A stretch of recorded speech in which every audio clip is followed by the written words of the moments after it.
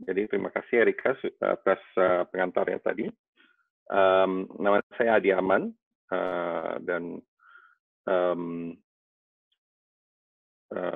orang Indonesia tentunya. Tapi seperti Erika katakan tadi, saya tidak berada di Indonesia, tapi di Canberra, Australia, di mana kantor regional International IDEA itu berada untuk Asia dan Pasifik. Jadi bagi yang belum tahu, saya jelaskan sedikit tentang International IDEA. Singkatan International IDEA itu singkatan dari International Institute for Democracy and Electoral Assistance. Dan kami adalah sebuah organisasi antar pemerintah. Itu artinya kami adalah organisasi yang milik negara, bukan non pemerintah. Kemudian kami juga menganggap diri kami sebagai think and do tank. Mungkin teman-teman sudah tahu apa think tank itu, yang melakukan penelitian, kemudian membuat laporan, analisa, database. Tapi kami tidak hanya berhenti di situ, kami juga melakukan menjadi do tank. Artinya kami juga bekerja sama seperti yang kita lakukan hari ini, kerjasama dengan organisasi-organisasi di negara tertentu untuk melakukan kegiatan-kegiatan yang sifatnya langsung, praktis, dan dapat dicerna langsung. Kemudian tadi saya katakan bahwa kami adalah organisasi antar pemerintah, jadi kami ada beberapa negara anggota, dan bisa dilihat di layar bahwa Indonesia adalah salah satu dari negara anggota yang bergabung sejak 2013. Nah, ini yang banyak sebetulnya dari warga negara kita yang tidak tahu bahwa Indonesia adalah anggota dari International IDEA. Karena itu pula, kami juga sangat menarik perhatian memberikan perhatian atas apa yang terjadi dengan demokrasi di Indonesia. Nah, seperti Erika sudah jelaskan tadi, kami membuat analisa yang dilakukan oleh salah satu kolega saya, Antonio Spinelli, dan sudah diterjemahkan ke bahasa Indonesia dengan bekerja sama dengan Perludem. Terima kasih Perludem atas kerjasamanya dalam menerjemahkan ini. Dan tadi juga sudah disebarluaskan. Jadi apa yang akan saya presentasikan pada siang hari ini ada di situ semua, jadi silakan dibaca. Nah, mungkin ada juga yang mengikuti webkusi sebelumnya, di mana saya mempresentasikan isi dari makalah teknis kami yang pertama, yaitu Pemilu dan COVID-19. Ini juga sudah diterjemahkan kerjasama dengan Perludem. Jadi saya ingin mundur sedikit, mengingatkan sekali lagi apa saja yang menjadi rekomendasi IDEA waktu itu, sekitar hampir 1 bulan yang lalu. Jadi kalau dalam mempersiapkan pemilu di era sekarang ini, perlu dipertimbangkan dengan hati-hati keselamatan pemilih dan petugas. Nah, itu yang menurut kami utama menjadi pertimbangan. Tentunya karena ini pemilu, ini ajang politik, ada banyak pertimbangan-pertimbangan lain, tapi menurut kami yang utama adalah ini, keselamatan pemilih dan petugas. Kemudian perlu juga dipertimbangkan kemampuan logistik. Ketika kita melakukan, memikirkan hal-hal apa yang mesti dilakukan, prosedur apa yang mesti diubah, kita mesti perhatikan juga apakah lembaga penyelenggara pemilu kita bisa melakukannya atau tidak, gitu. Karena bisa saja di atas kertas suatu alternatif diputuskan, tapi ternyata di lapangan tidak bisa diimplementasikan. Nah, itu perlu dihindari. Nah, kalau misalnya diputuskan untuk melanjutkan pemilu, yang utama adalah meminimalisasi risiko, karena risiko pasti ada. Risiko keselamatan, risiko keuangan, risiko logistik, risiko politik, itu semua ada. Nah, jadi yang perlu dipikirkan jauh-jauh hari. Nah, inilah makanya perlu waktu juga untuk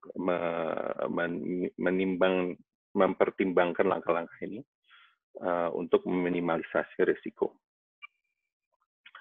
Tapi jika diputuskan ditunda, itu perlu dipastikan ada aturan hukum yang mendukung penundaan itu. Kalau enggak, nanti bisa bermasalah ininya lembaga penyelenggara pemilunya, kemudian juga negaranya juga atau dampaknya pada pemerintahan itu juga bisa berbahaya karena ada kekosongan hukum. Nah, yang terakhir, dan ini yang paling penting sebetulnya menurut kami, perlu dikomunikasikan pada publik isu-isu yang menjadi pertaruhan.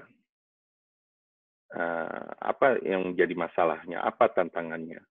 Kemudian kalau ada kebijakan yang diambil atau pilihan alternatif yang diambil, alasannya juga mesti dengan jelas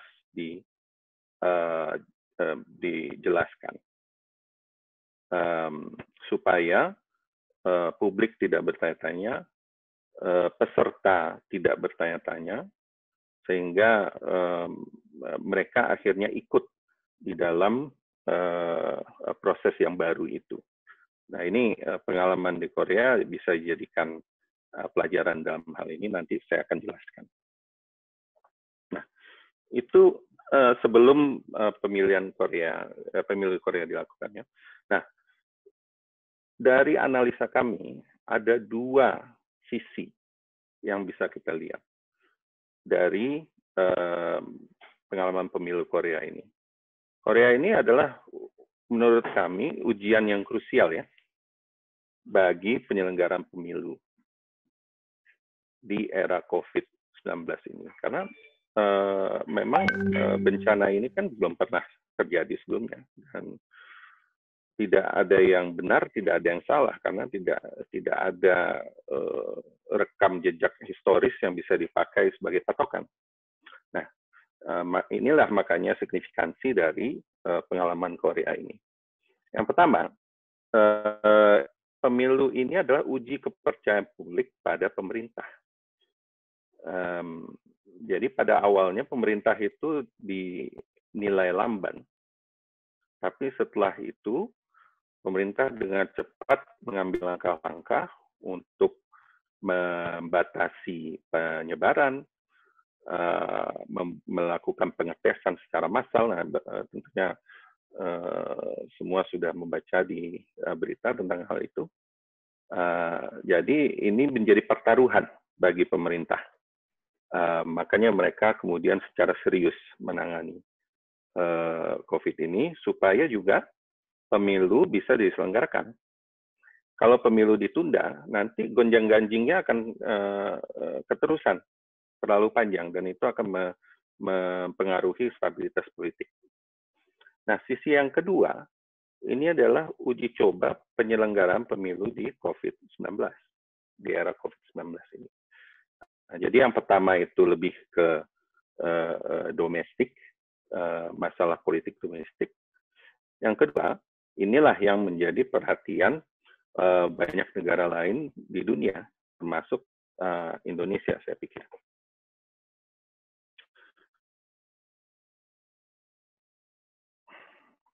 Nah, jadi penyelenggaraan pemilu di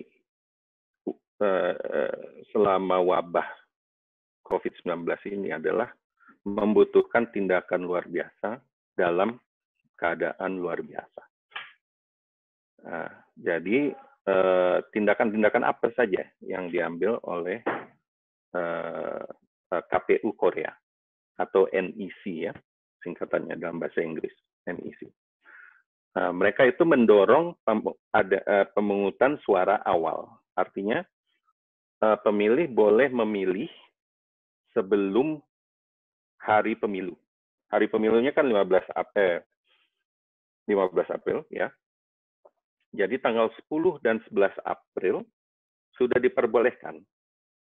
Siapa saja pemilih yang berhak diperbolehkan untuk memilih di 2 hari ini. Dan di TPS manapun. Jadi kalau ada TPS depan rumah yang dekat, jadi dia nggak harus jauh-jauh pergi, karena itu akan meningkatkan risiko. Boleh dia milih di situ, walaupun dia sebetulnya terdaftar tempat lain, gitu ya. Atau dia sedang bekerja di suatu kota, tapi sebetulnya dia terdaftarnya di kampung halamannya, ya dia nggak harus pulang ke kampung halamannya, dia bisa milih di tempat situ. Nah, itu semua langkah-langkah dilakukan untuk mengurangi kemungkinan atau resiko penularan. Nah, ini di foto sebelah kanan ini bisa dilihat Presiden Korea Selatan memberikan suaranya ya. Dan dia memberikan suaranya pada tanggal 10 April. Jadi dia tidak menunggu sampai hari pemilu tanggal 15. Dia pada saat pemungutan suara awal di hari pertama dia langsung datang. Nah, ini memberikan contoh juga kepada para pemilih, sekaligus menganjurkan kepada para pemilih untuk memilih sebelum di hari pemilu. Supaya apa? Supaya tidak kerumunan itu bisa dikurangi jumlahnya.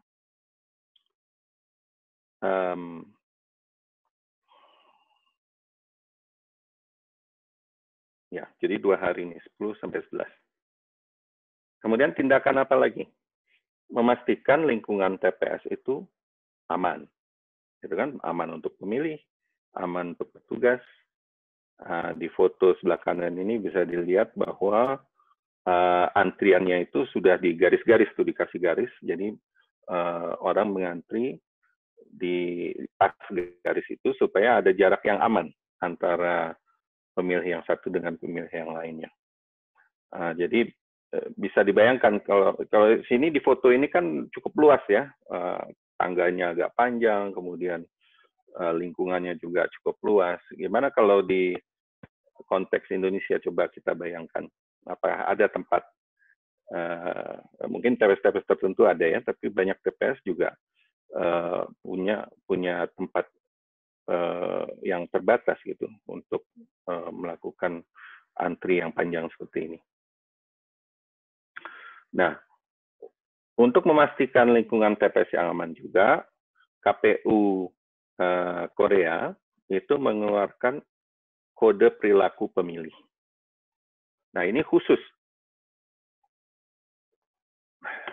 untuk pemilihan COVID-19 ini. Jadi ketika dalam antrian, pemilih harus memakai masker.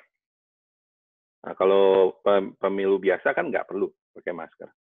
Kemudian, sebelum ke TPS, suhu badan diperiksa dengan termometer.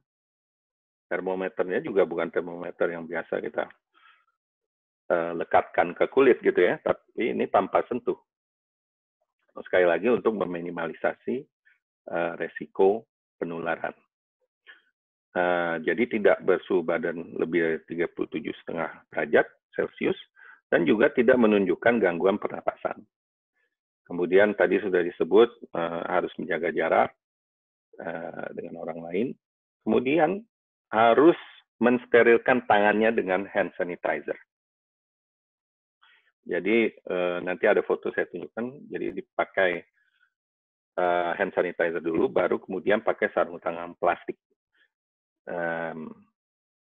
Kemudian jadi ketika di dalam TPS itu mereka harus memakai sarung tangan dan memakai masker selama dia memilih, selama dia memasukkan surat suara ke kotaknya sampai dia keluar. Dan disediakan tempat pembuangan untuk sarung tangannya nanti di pintu keluar. Nah, ini bisa kita lihat betapa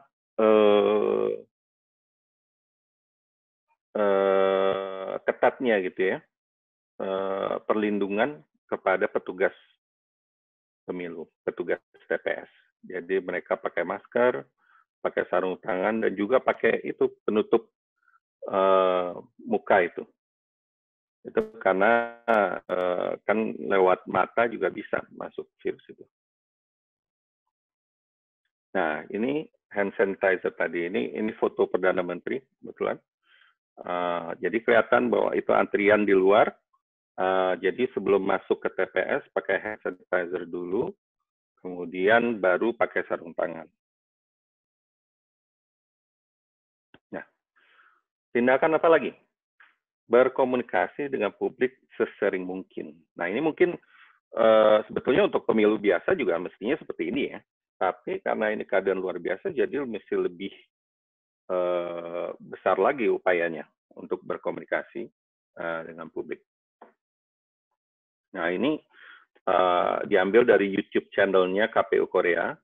Jadi bisa kita lihat melalui thumbnails-nya ini bahwa mereka banyak mengeluarkan video-video yang relatif pendek ya, untuk sebagai sarana komunikasi publik,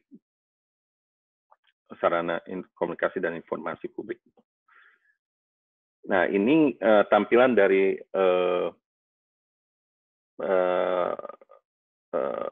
website ya, jadi laman webnya si KPU Korea.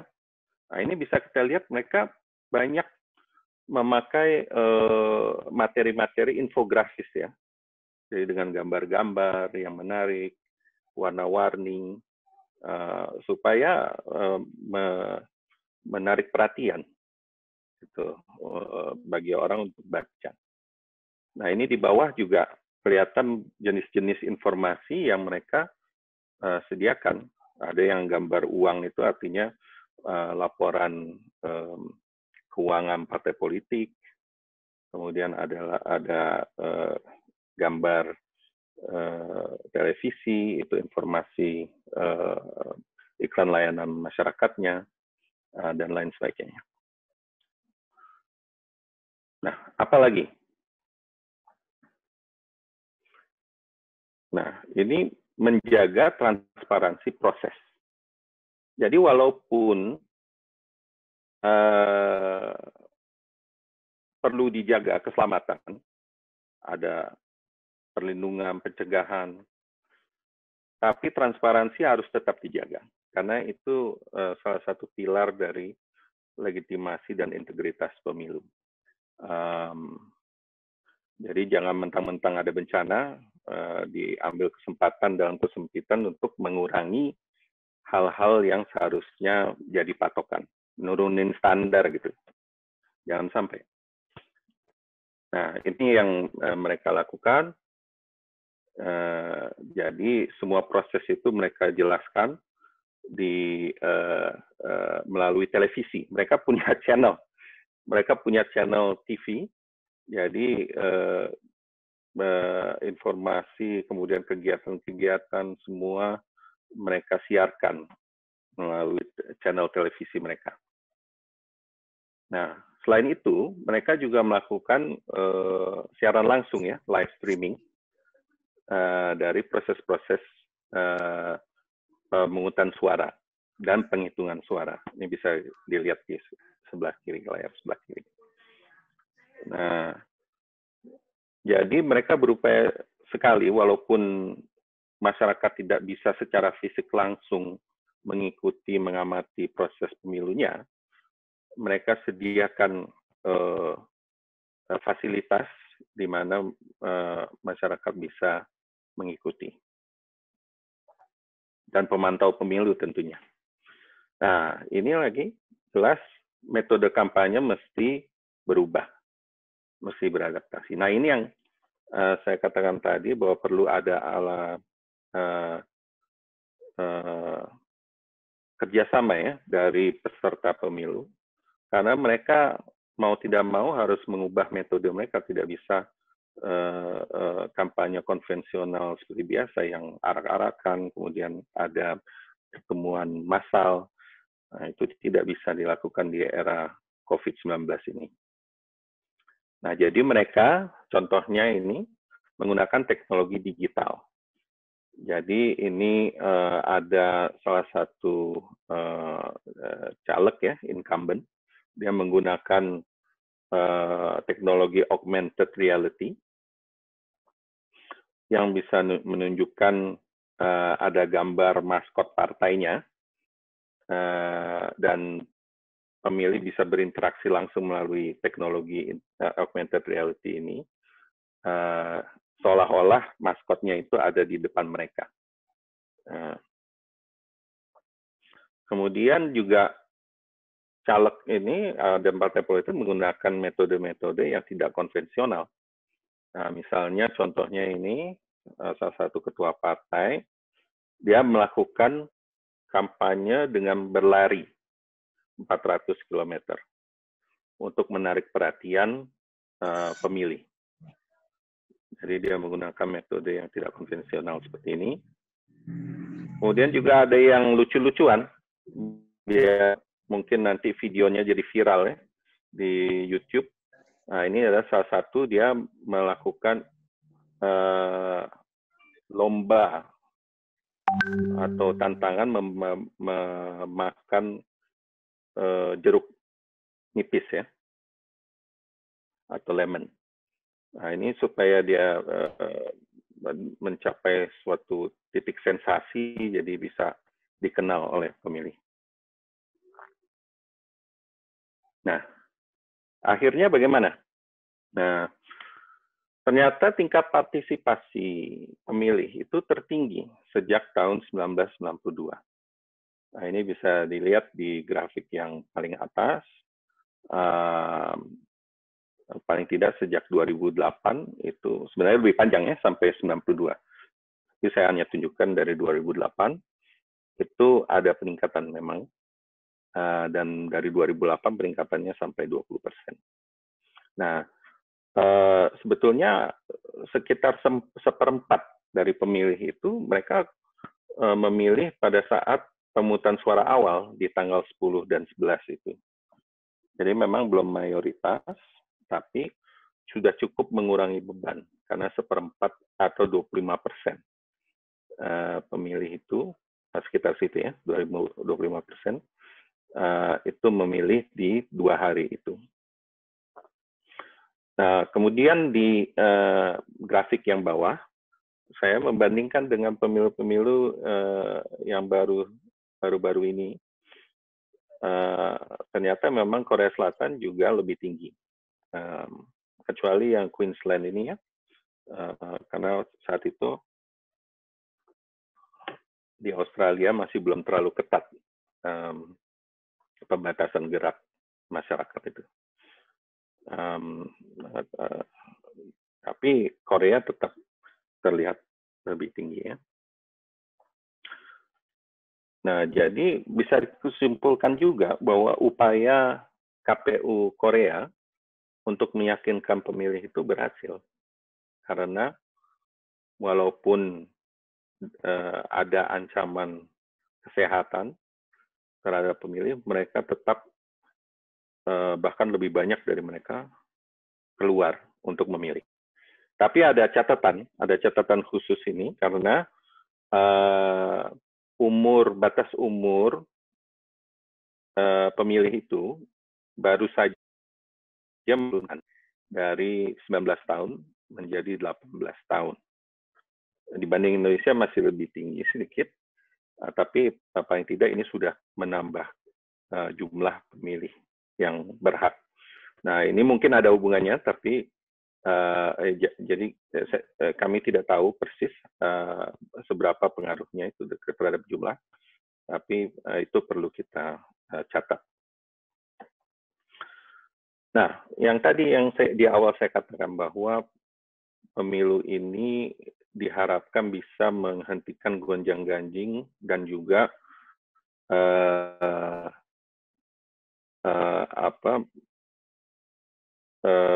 kekhawatiran pemilih terhadap langkah-langkah yang diambil pemerintah di era COVID-19 ini.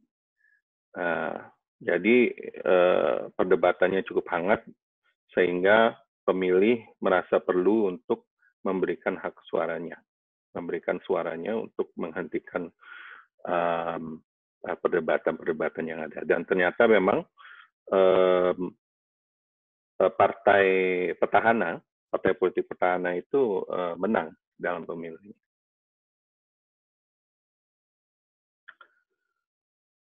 Kemudian muncul metode-metode kampanye baru yang antara lain saya ceritakan tadi, saya tunjukkan tadi. Jadi di tengah krisis ini terdoronglah partai-partai politik dan caleg-caleg untuk memikirkan cara-cara kampanye yang bagaimana yang bisa mereka lakukan sehingga mereka bisa tetap menjangkau para pemilih dan meraih suara dalam pemilu.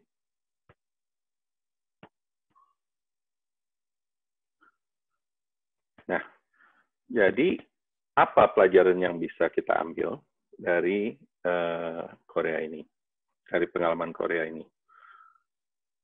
Nah, ini pengalaman lebih umum ya. Nanti yang lebih khusus ke Indonesia nanti Titik dari Perludem yang akan menjelaskan. Tapi secara umum pelajaran yang diambil bahwa pemilihan di tengah wabah atau pandemi COVID-19 ini mungkin berhasil, bisa berhasil. Tapi mudah-mudahan seperti sudah saya jelaskan tadi, bisa terlihat bahwa langkah-langkah itu berat. Jadi ada banyak tambahan yang harus dilakukan. Komunikasi harus tambah, perlengkapan harus tambah, luas atau lokasi TPS mesti lebih dipertimbangkan lagi. Dan itu semua sulit, kompleks, rumit untuk dilakukan.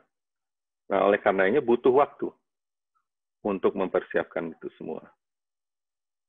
Dan mahal, karena tadi bisa kita lihat harus ada hand sanitizer, harus ada sarung tangan, harus ada masker, untuk petugas TPS harus ada penutup muka. Bayangkan, di Korea Selatan jumlah TPS-nya adalah 14.330. Nah, kalau dibandingkan negara lain bagaimana?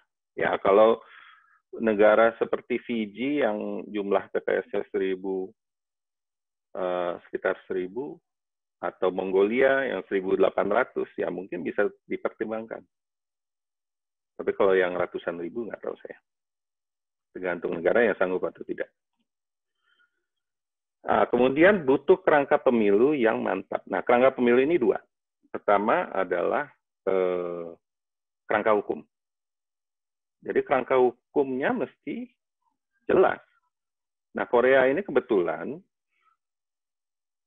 pemungutan suara awal misalnya, itu mereka sudah terapkan sebelumnya, tahun 2013.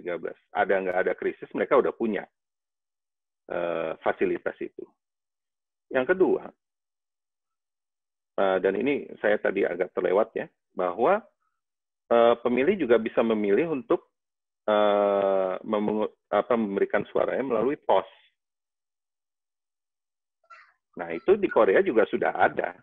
Landasan hukumnya sudah ada, praktek sebelumnya juga sudah ada. Nah, jadi mereka tinggal memperluas saja penerapan metode-metode tadi. Nah, kerangka lain yang mesti mantap adalah KPU-nya. KPU Korea itu ya bisa kita lihatlah dari hasilnya bahwa mereka itu sangat profesional dan mumpuni dalam mempersiapkan diri. Kemudian mereka juga punya sumber daya yang cukup, kapasitas yang kuat untuk menyelenggarakan pemilu yang sulit ini. Nah, ini tadi butuh sarana prasarana yang cukup. Nah, cukup ya tentunya kita bisa tahu semua lah apa yang dimaksudkan dengan cukup di sini. Tapi selain cukup, juga tepat waktu. Jadi bukan berarti ya bagi Bapak Ibu yang sangat tahu dengan proses pengadaan itu, ya bukan berarti ada uang kemudian barangnya langsung ada. Ya enggak begitu kan. Ada proses, ada waktu yang dibutuhkan. Itu udah tahap implementasi. Belum lagi kalau kita hitung tahap persiapannya, tahap perencanaannya, itu butuh waktu panjang juga. Nah, itu pelajaran bagi kita juga. Kemudian adanya alam politik yang kondusif tadi. Ya, jadi kita lihat di Korea ini ternyata mereka pada memaklumi, para peserta pemilu ya, memaklumi dan bekerja sama dengan KPU. Jadi aturan-aturan KPU yang menyulitkan mereka itu mereka terima. Karena itulah konsekuensinya dengan mengadakan pemilu di tengah pandemi ini. Dan yang kelima, dan ini yang paling penting diingat ketika kita membandingkan satu negara dengan negara lainnya. Dan ini yang selalu kami tekankan. Tiap negara memiliki kemampuan dan kondisi yang berbeda-beda. Jadi tidak dianjurkan untuk asal mencomot contoh atau pengalaman negara lain untuk diterapkan di negara kita. Nah, tapi pengalaman dan contoh negara lain itu berguna untuk membantu kita dalam mengambil keputusan, dalam mempertimbangkan opsi-opsi yang ada. Itu penting sekali karena sudah terjadi kan? Jadi bisa kita lihat yang mana elemen yang bisa kita ambil jadi pertimbangan. Jadi sekian, terima kasih atas perhatian Bapak, Ibu, kakak, adik dalam mendengarkan presentasi saya. Saya akan dengan senang hati berpartisipasi dalam diskusi nanti. Terima kasih.